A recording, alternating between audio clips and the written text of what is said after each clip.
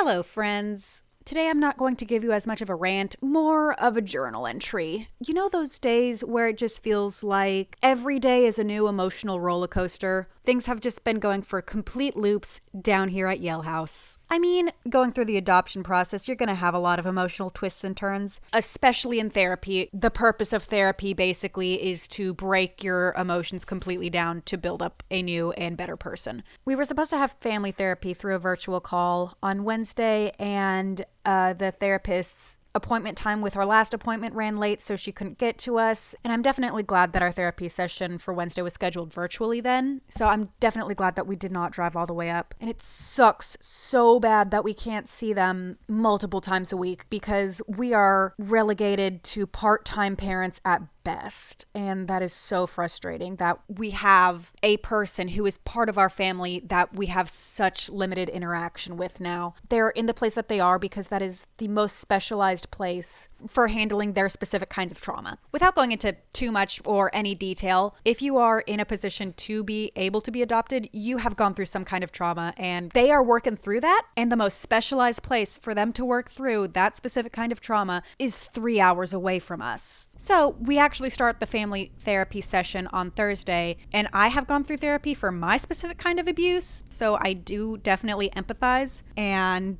kid was very, very adamant. I can't be here. I hate this. I can't focus. And it's also so hard for me and significant other not to say, yeah, you're right. That place sucks. Because it does suck. And we're trying to be realistic and just be like, you gotta have to roll with the punches that life gives you. But yeah, that place definitely sucks. Of course, we don't want to have kid mindset of I need to think this sucks and rotate my brain around that constantly, because kiddo is the kind of person to obsess over a thought. And I'm not saying that's a bad thing, it's just a facet of somebody's personality. So we were trying to keep positive talk. They have enough negative reinforcement and negative talk, and we're just trying to say, try to be positive. But once again, going on that wheel about obsessing, kiddo constantly circling around, if I just had this opportunity, that's when I would make improvements.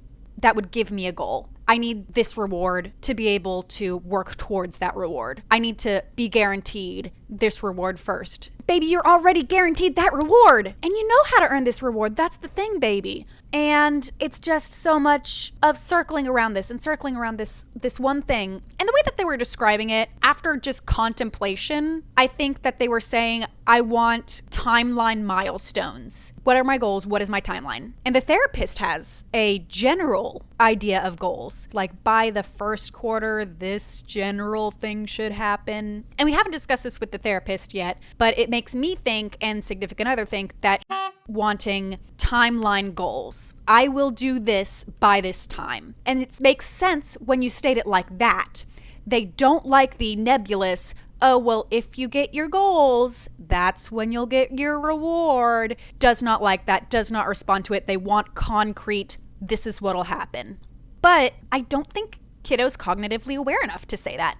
And quite frankly, being that cognitively aware is something a lot of adults don't have. So asking a literal child to be that cognitively aware is very, very strange. And a lot of people who have suffered trauma, they're either very, very mature or can be very immature. I think that kiddo is about on par for age, but it's very strange to me because me and all of my siblings, we shot up in the maturity. So it's very strange to see a child act their age. But going through the hour of therapy and then me and significant other talking about the therapy, because we're also discussing our communication styles. I thought that I was being very positive and you can do it in some cases, and significant other did not think that was coming across. Significant other thought that I was being like, well, you did it before, why can't you do it now? And of course that's not at all what I intended. I was trying to say, you can do it, because you're awesome, you can do it again. And that's a fair criticism. But once again, it's something that brings out a whole lot of emotions because it's saying,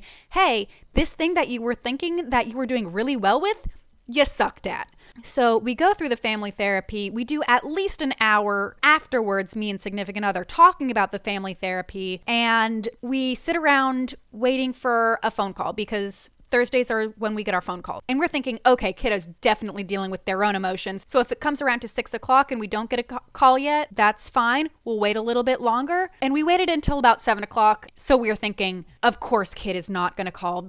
They are dealing with themselves. They know that they are their priority. They don't need to call us. So we start making dinner while our phones are on the charger in our room. We come back 10 minutes later after reheating leftovers. Leftover night is bae. 10 minutes later and we had missed a call on each of our phones from kiddo. If therapy did not break us that day, then that sure did. We felt like we were completely shunning kiddo. That, of course, like we were going through some emotional stuff. Of course, they were going through emotions, and they reached out, and we didn't answer. So that was a huge, big breaking. So if you enjoyed hearing about my emotional start to the weekend, feel free to tell that down below. And I know it gets better. It's just a matter of time and processing. Any advice or condolences would be appreciated. I genuinely appreciate it if you held on for this long to hear what I had to say. Feel free to give this video a thumbs up and subscribe, and I hope to hear from you soon.